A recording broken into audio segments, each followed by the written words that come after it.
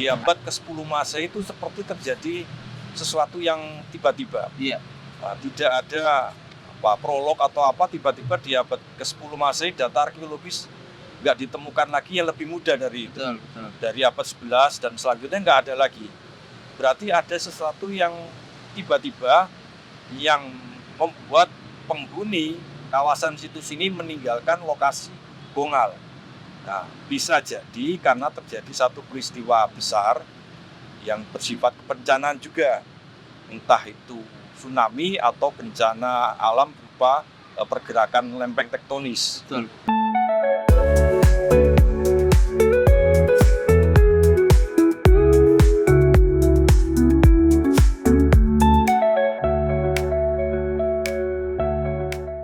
Teman-teman, kita sudah menulis dan juga menghasilkan karya dalam bentuk buku. Ini berjudul Keajaiban Negeri Emas Zabaj, Indonesia dalam Catatan Dunia Islam Masa Abbasiyah. Ya, ini kafur aromatika alami Indonesia yang digunakan pada masa peradaban Islam, khususnya dari Masya Rashidin sampai dengan Umayyah Abbasiyah yang kita kaji di sini. Teman-teman bisa cek untuk pembelian di bawah ini atau di deskripsi YouTube kami. Assalamualaikum warahmatullahi wabarakatuh. Selamat sore teman-teman sahabat Sultan Institute dimanapun teman-teman berada ya. Alhamdulillah pada sore hari ini kita sedang berada di tepi Kalimas, Surabaya, Jawa Timur. Satu sungai kali yang strategis dan penting dalam masa lampau di wilayah ini gitu. Nah, sekarang kita kebetulan kedatangan narasumber yang penting, yaitu Pak Eri Sudewo. Selamat sore, Pak. Sore, ya. Alhamdulillah Pak Eri kebetulan sedang berada di Jawa Timur dan di Surabaya. Kita akhirnya di sini akan melanjutkan bincang-bincang arkeologi dan sejarah kita. Dan kali ini kita akan membahas tentang bagaimana kajian arkeologi maritim dan juga terkait lingkungan dan kebencanaan. Nah, Pak Eri ini merupakan peneliti Pusat Riset Arkeologi Maritim, Lingkungan dan Budaya Berkelanjutan BRIN, Badan Riset dan Inovasi Nasional. Nah, mungkin kita akan membahas, Pak, terkait dengan satu kaitan arkeologi maritim dengan kebencanaan dan lingkungan itu tadi. Mengambil satu contoh hasil riset atau ekskavasi yang pernah dilakukan Pak Eri. Iya. Jadi kalau berkaitan dengan kajian lingkungan maritim ya, itu ada setidaknya 2 lokasi yang sudah pernah saya kunjungi dan pernah saya teliti, itu di Aceh dan Sumatera Utara di pantai baratnya. Jadi kalau yang di Aceh itu situs Lamuri, kalau nama lokalnya Lamreh. Tapi dalam sumber-sumber sejarah itu disebut Lamuri atau Lanwuli dalam sumber Cina, atau Lamuri dalam sumber Arab. Itu ada mungkin juga Ramni. Nah, itu sudah disebut dari sejak abad-abad ke-9 atau 10 Masehi. Nah, tapi waktu kami melakukan ekskavasi di sana, di situs Lamre ini, kami membuka beberapa lubang gali dan salah satunya itu kami bikin namanya itu cross section.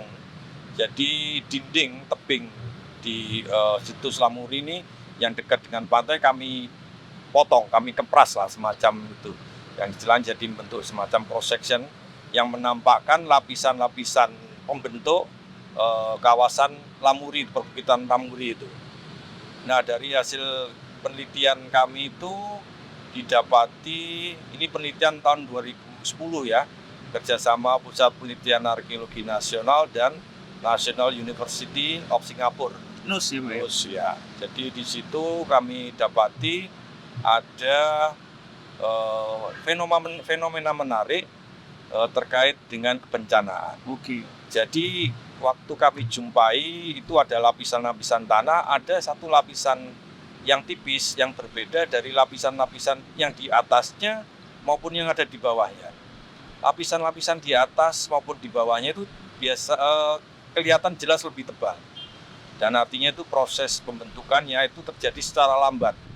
Entah itu lewat sedimentasi secara perlahan atau urukan semacam itu.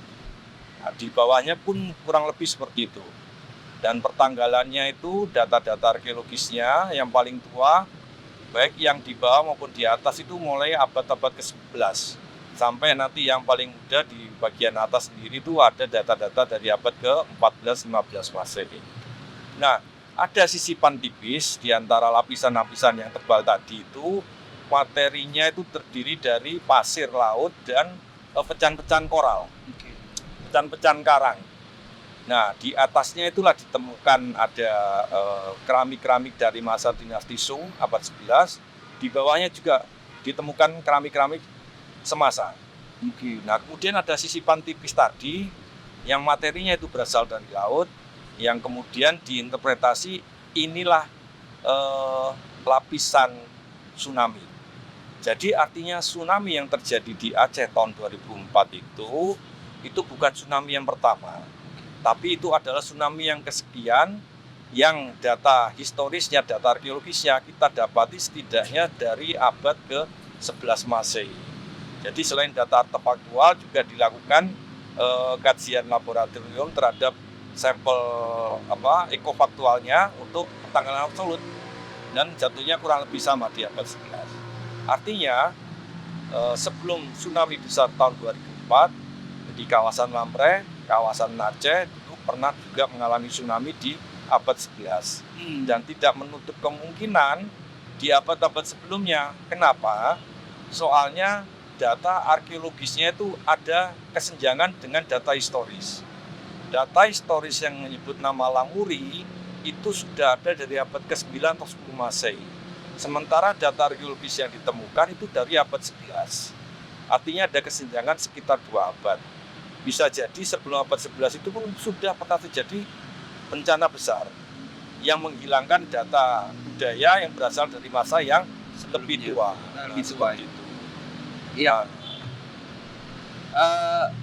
Jadi yang perlu teman-teman ketahui, riset di Lamreh tadi, di Lamreh atau di Lamuri tadi dilakukan oleh Puslit, Arkenas, dan NUS ya, National University of Singapore. Nah, Lamuri itu sendiri kota yang berada di tepian pantai. Kita kalau ke sana mungkin 2,5 jam lah dari Banda Aceh.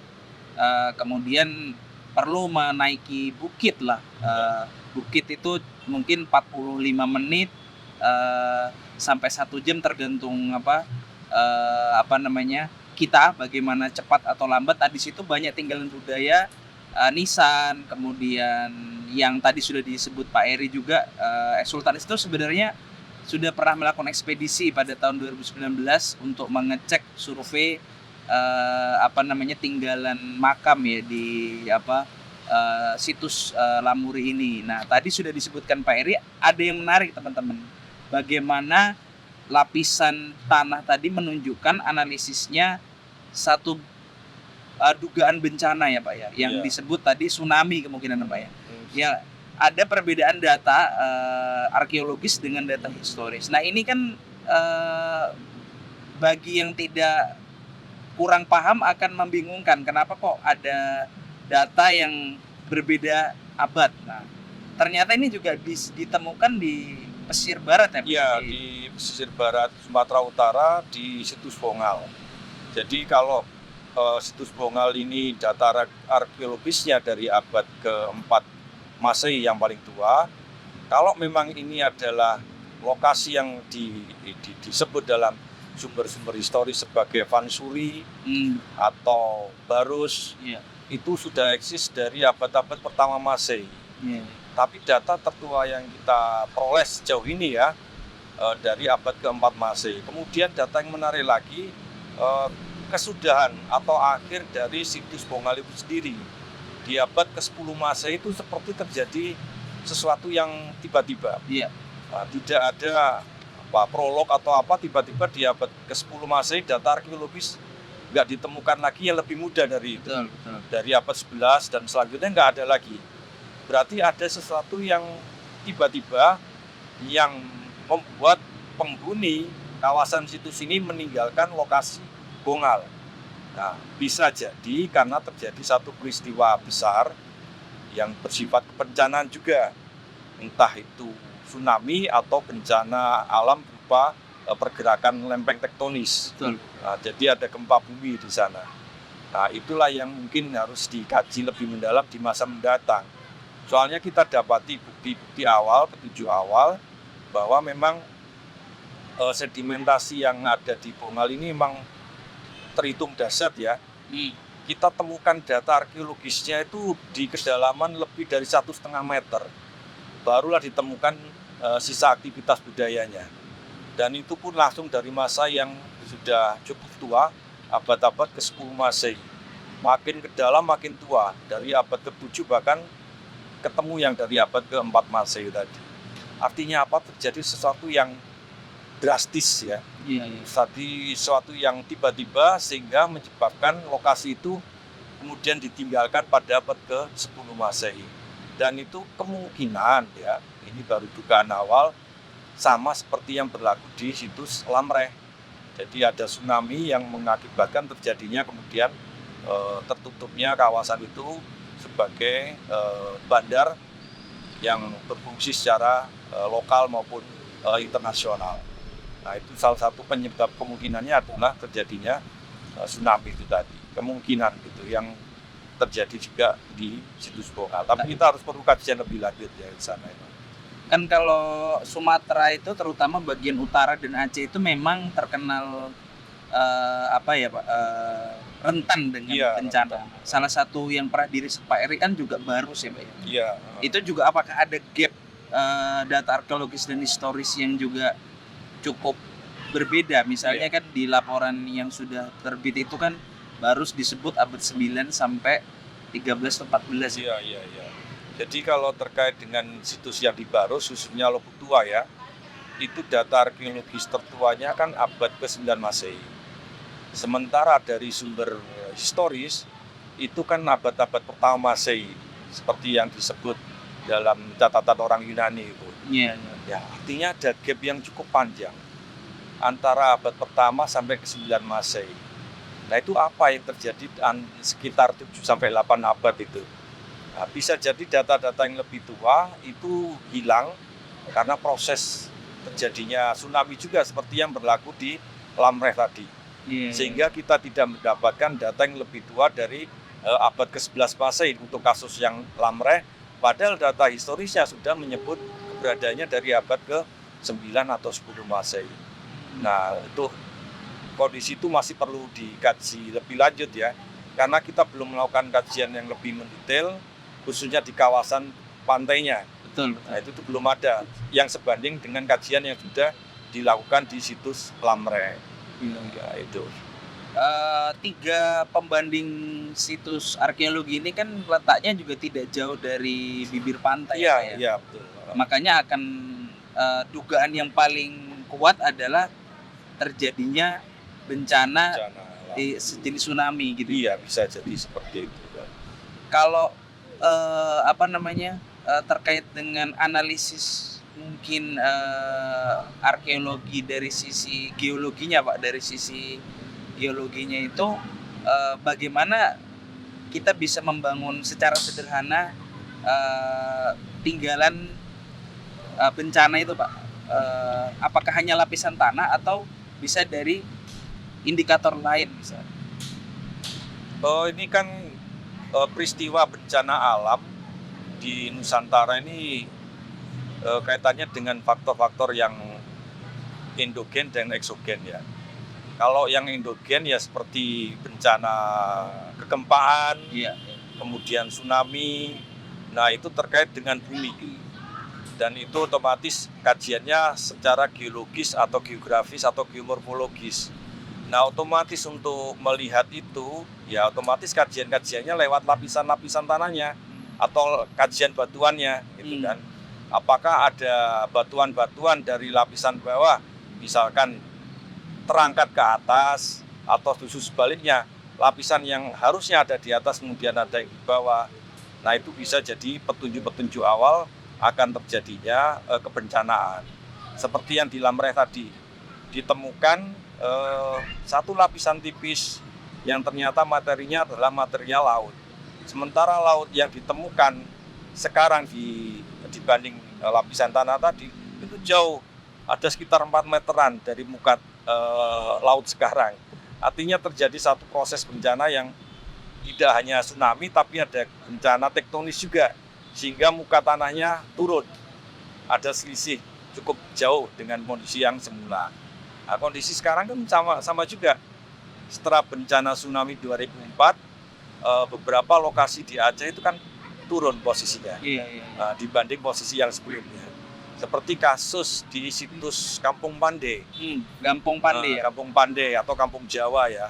Itu kan masyarakat setempat bilang tempat ini dulunya di atas Pak, tapi setelah tsunami sekarang nggak kelihatan. Nah, seperti itulah kira-kira yang terjadi. Jadi teman-teman, Kampung Pandey atau Kampung Jawa itu kan ada di Aceh ya, di Banda Aceh. Itu juga banyak ratusan mungkin ribuan nisan yang tenggelam pasca terjadi bencana. Memang sudah itu yang jadi tantangan juga ya Pak, ketika setelah bencana tsunami Aceh 2004 atau 2005 itu kan banyak bibir pantai yang berubah ya, turunlah tanahnya, sehingga bahkan kita bisa menemukan nisan itu berserak di laut gitu. Di laut. Jadi ada pergeseran garis pantai dan penurunan muka bumi setelah peristiwa tsunami itu, sehingga mengakibatkan lokasi yang dulunya ada di atas sekarang ada di bawah permukaan air. Dan itu hanya kelihatan ketika air laut lagi surut. Betul. Padahal dulunya lagi kelihatan itu ada di atas permukaan tanah. Seperti itu kondisinya. Ketika kita menemukan artefak-artefak yang ada di bawah permukaan laut, kita harus curiga, jangan-jangan ini dulunya adalah bagian dari daratan, tapi karena satu proses alam, dia kemudian terjadi subduksi atau ambles itu tanahnya. Nah, kondisi serupa sebenarnya juga terjadi di bagian bumi yang lain, di situs-situs kuno yang lain, seperti situs Dwarawati di India. Nah, itu yang dikaitkan dengan tokoh Prabu Sri Krishna. Itu pun kasusnya kurang lebih sama. Nah, itu terekam dalam tradisi tutur masyarakat yang dikaitkan dengan kisah Mahabharata yang dituliskan oleh Empu Wyasa. Nah, tapi kemudian ternyata belakangan melalui kajian arkeologis, geologis ditemukan ternyata memang ada lokasi yang dulunya ada di permukaan dengan segala kecanggihan kebesarannya, ternyata belakangan ditemukan sudah berada di bawah permukaan laut. Artinya apa? Apa yang disampaikan dalam kisah Mahabharata tentang hilangnya kota Dwarawati itu berdasarkan fakta arkeologi, data yang nyata. Itu satu yang faktual gitu. Makanya kita juga tidak boleh mengesampingkan informasi masyarakat yang disampaikan secara tutur. Betul. Soalnya di situ sebenarnya tersimpan kearifan kebijakan mereka terkait dengan masa lalu. Nah, salah satu contohnya yang terjadi di Simelu, Pulau Simelu di pantai barat Aceh itu juga. Kenapa di sana masyarakatnya boleh dibilang sedikit yang jadi korban tsunami. Sementara di bagian lain Aceh justru lebih besar. Kenapa? Karena tradisi tutur di Simelu itu masih dikenal yang namanya semong. Jadi semong itu yang dalam tradisi tutur sekarang yang kita sebut sebagai tsunami. Jadi mereka sudah tahu secara turun-temurun dibilang kalau air laut kemudian tiba-tiba surut, kemudian ada ikan-ikan menggelepar di pantai. Itu jangan kalian masuk ikut berebut di sana, segera menjauh dari pantai. Karena sebentar lagi pasti ada air pasang yang sangat besar. Nah, itulah yang disebut semong. Nah, itu tradisi yang masih disampaikan turun-temurun dan masih melekat sama masyarakat di Simelu. Alhasil ya itu mereka bisa meminimalisir jumlah korban jiwa dibanding di kawasan lain yang tradisi tuturnya sudah hilang. Kan itu. Berarti dari satu sejarah lisan atau tutur-tutur turun-temurun, informasi tentang bagaimana memitigasi bencana secara lebih awal ini ada di beberapa tempat masih lestari. Kemudian yang menarik tadi juga terkait dengan Mahabharata, Sri Krishna dan Dwarawati, itu kan juga dalam kitabnya itu kan dihempas begitu. Iya, kan. betul. Ternyata memang kalau dicek di data arkeologinya juga ada bekas kota yang terbenam. terbenam gitu Pak ya. Jadi dia mengalami pertama subduksi, jadi amblas, kemudian dihajar sekaligus sama air pasangnya itu. Iya, Alhasil sekarang ada di bawah permukaan laut. Iya. Nah, mungkin kesimpulan pembelajarannya Pak, dari tadi kita membahas tentang Lamuri, kemudian Barus, kemudian Bongal, kemudian juga mengambil beberapa contoh di Gampong Pandi dan Semelu tadi. Terkadang memang data arkeologis ini konteksnya bisa hilang karena bencana alam. Nah, bagaimana sebagai seorang yang untuk mengungkap teka-teki atau menyingkap jawaban masa lampau peradaban ini, apa yang perlu kita siapkan gitu Pak untuk mengambil pelajaran. Memang itu yang harusnya jadi lebih penting atau menjadi sangat penting ketika kita belajar masa lalu lewat kajian historis maupun arkeologis. Pelajaran dari masa lalu itulah yang menjadi pijakan kita agar bersikap bertindak lebih hati-hati ke depannya. Nah, salah satunya lewat kasus peristiwa tsunami atau gempa bumi besar yang itu masih akan sering kita hadapi di masa mendatang. Dan baru-baru ini BMKG kan mengeluarkan statement bahwa megatrust gempa bumi besar itu bakal terjadi lagi di Nusantara, di Indonesia, dan itu diprediksi bakal terjadi dalam waktu dekat kan. Cuman tidak tahu secara pastinya kapan. Prediksinya seharusnya sudah terjadi, soalnya kalau dilihat dari jeda-jeda masa yang terjadi, apa yang sudah terjadi di masa lalu, sekian intervalnya masanya, seharusnya apa yang sudah interval berlalu akan terjadi di masa-masa kita. Cuman persisnya kapan itu yang belum tahu. Nah, itu yang harusnya jadi pelajaran untuk mitigasi kita ke masa depan. Nah, bagaimana kita mempersiapkan itu, itulah proses pembudayaannya tadi. Kalau orang zaman dulu itu lewat tradisi tutur, lewat lisan, dari kakek ke anak, dari anak ke anaknya lagi, jadi dari kakek sampai ke cucu itu mereka tahu tentang proses bencana alamnya seperti apa. Nah, kalau sekarang ada yang lebih canggih lagi ya, lewat sekolah, lewat formal, lewat pendidikan yang formal. Nah, kalau dulu memang pendidikannya kan belum ada jenjang formal seperti itu ya.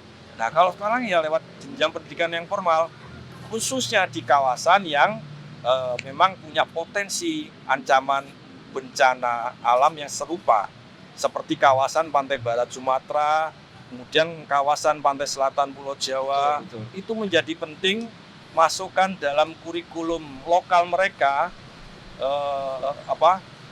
kearifan lokal dalam menghadapi bencana. Seperti apa yang dilakukan di Jepang. Mereka sudah dididik anak-anak sekolah itu mulai TK sampai jenjang yang lebih tinggi lagi. Mereka dididik kalau ada gempa langsung berlindung di bawah meja.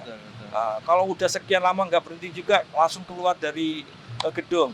Nah, itu yang harusnya juga disampaikan di jenjang sekolah formal kita, mulai tingkat paling rendah, entah di tingkat playgroup, TK, sampai ke jenjang-jenjang yang lebih tinggi. Itu menjadi bekal penting mereka ketika sewaktu-waktu terjadi kondisi yang pernah terjadi di masa lalu. Iya, menarik. Jadi itu pelajaran dari topik kita teman-teman tentang arkeologi maritim dan lingkungan, juga terkait dengan bencana alam. Bagaimana terutama pengajaran kepada generasi penerus, terutama anak muda ini harus dilakukan sejak dini, terutama di daerah yang memang sangat rawan ya. Betul, ya. Karena Indonesia ini kan negara Ring of Fire juga. Di tengah lempeng ya, di bergeseran otomatis akan ada tantangan dari laut, tsunami, gempa bumi, dan berbagai macam jenis bencana lain. Mungkin itu saja kali ini bincang-bincang kita teman-teman. Sampai jumpa di episode Bincang Sejarah dan Arkeologi Budaya dan Peradaban Sulawesi Institute di selanjutnya. Assalamualaikum warahmatullahi wabarakatuh. Waalaikumsalam warahmatullahi wabarakatuh.